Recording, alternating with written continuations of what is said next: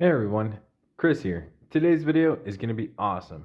Before we dive in, I just want to say thank you so much, Denver Survival, for sending gear out to us to review on the channel.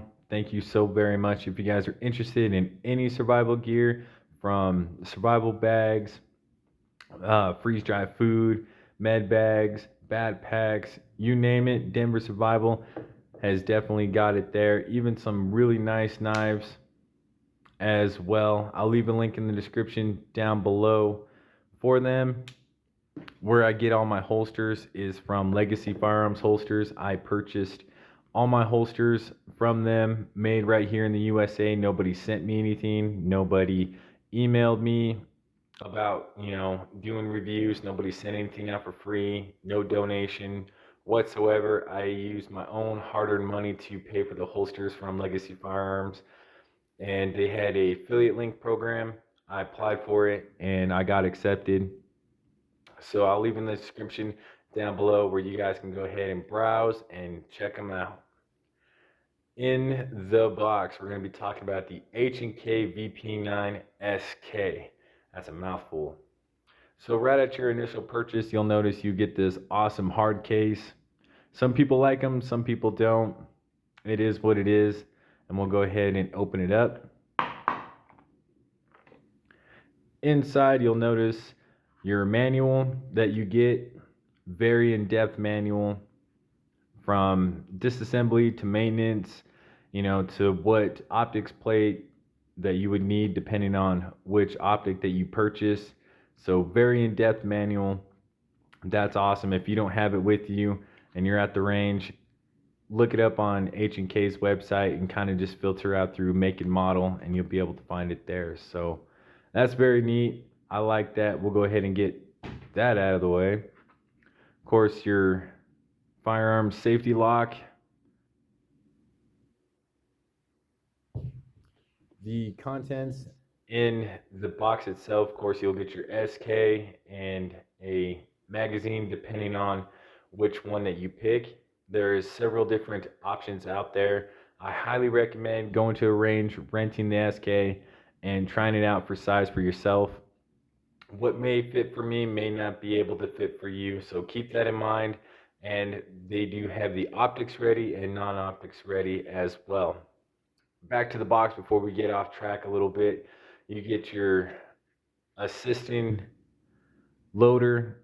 It's not so much like a Lua loader. Me personally, I kind of, old school it. I just kind of put the rounds into the mag. But if you don't have a Lua loader, it's nice knowing that the fact that you have something there to assist you with those rounds into the mag, because they are pretty stiff coming straight from the factory. You get your back straps and your side panels as well, small, medium, and large. So you can definitely customize this to fit you. I do believe it's 24 or 27 different configurations with your back strap panel and with your side panels as well. Most companies, it's normally just the back strap, or it just fits you and that's it. So it's nice knowing that the fact that you have the option. We all know me. I'm a man of options. I like knowing that the fact that I can swap these out very easily to find the right one that fits me. So that's kind of cool, and that kind of sums up everything that's in the box. And then we'll bring out the SK and the SK itself. And we'll go ahead and kind of talk about the grip a little bit and kind of work our way up, because there is a lot to discuss here. And if you wish to change out your back straps and your side panels, all you have to do is take a punch right here. You'll pop out the pin and the back strap comes off, and so does your side panels as well.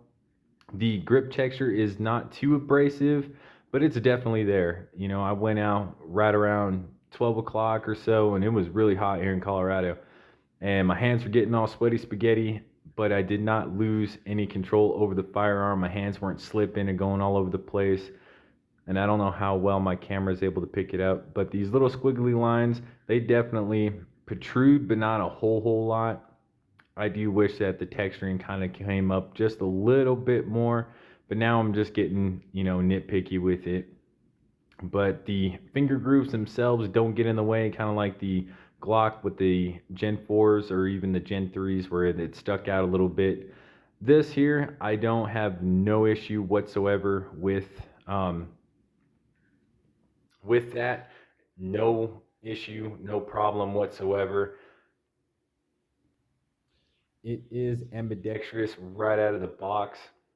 So right underneath here, you do have your magazine release.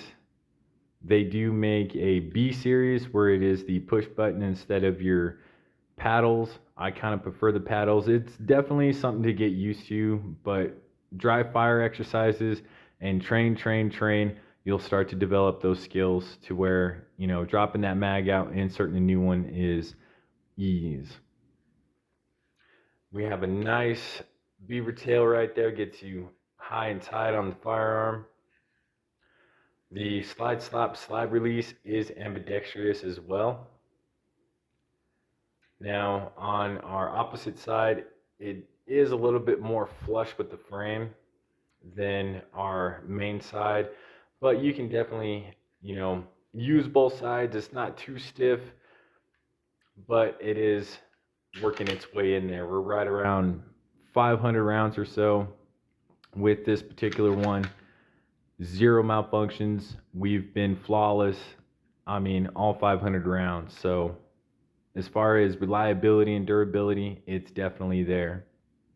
We have our takedown lever right here, which if you want to do your maintenance, all you have to do is make sure that there is no ammunition, nothing in the mag well. Pull the slide all the way back, lock it into place.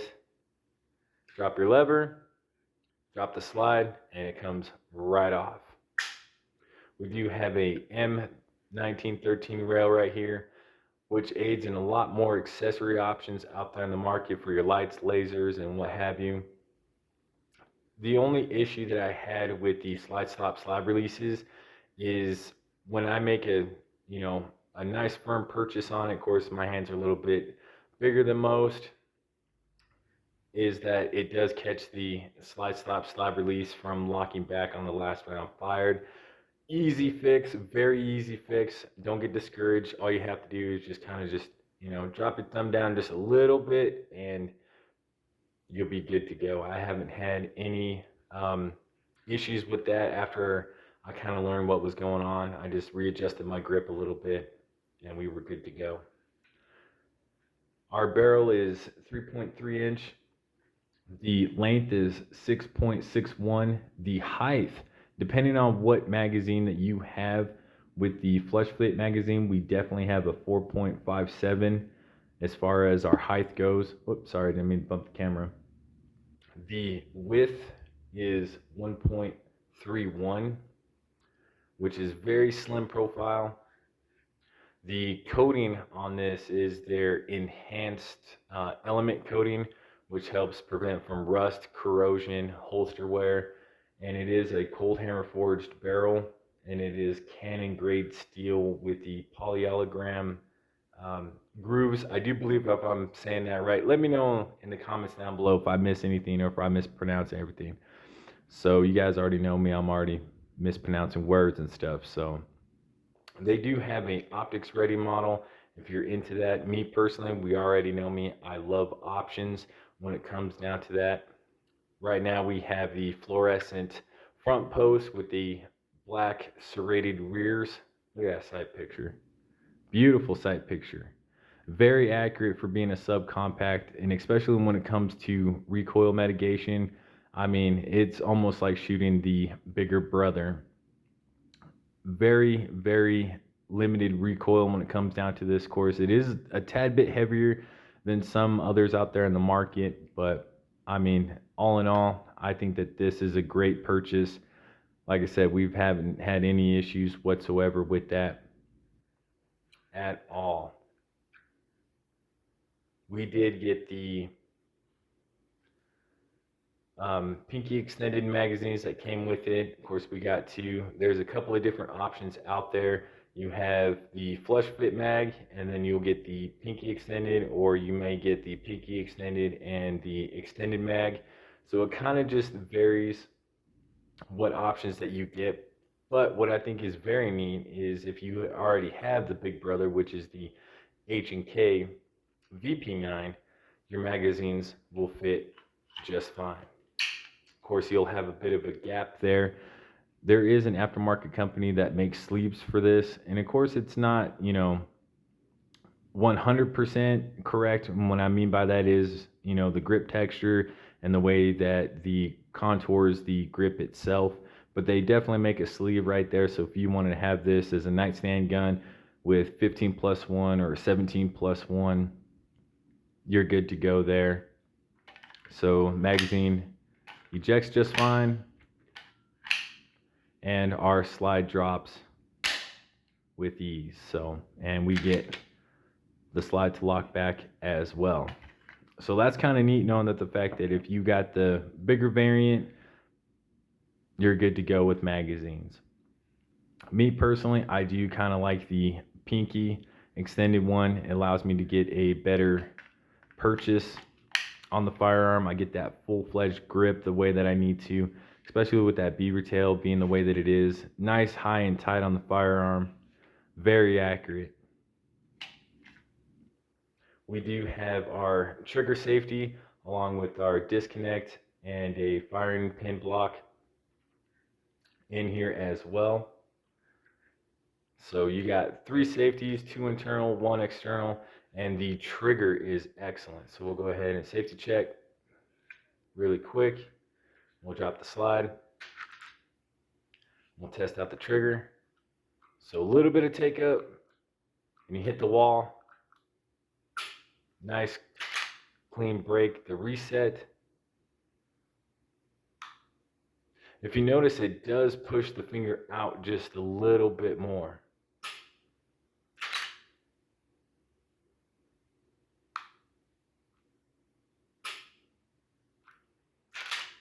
And then your first initial shot, some take up, a little bit of creep, nice crisp break.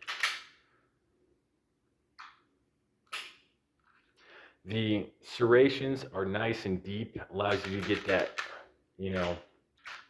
press check going. You can also do it from the rear, no big deal.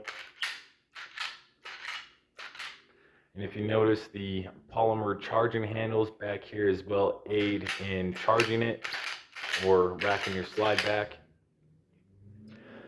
You can replace these and get rid of them and have like these fillers. There's an aftermarket company that does that. All you have to do is just push out your rear sight, take these off, put the filler on, and put your back sight on, and you'll be good to go if you're into that. Me personally, I'm gonna go ahead and keep them. They don't get in the way of anything, and allows for better support when charging up your firearm. You do have a loaded chamber indicator right there. Your striker is red when we are cocked, when the striker is cocked. If you have a round in the chamber, you will notice a little protrusion right here. Not too much, but you will notice a little slight protrusion right there. I do believe I'm pronouncing that word right. So we'll lock the slide back to the rear, safety check it, and you can see striker there, striker's gone. And if you're worried about getting dust and debris and things like that, there is aftermarket plates that you can put on your H&K, so that way you don't get, last night's leftovers, belly button lint, hair, dead skin cells, and whatever else floating around in there. So keep that in mind. If you are worried about that, they do make a back plate for that.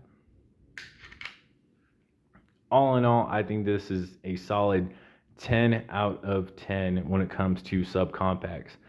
MSRP is like right around like 8 something.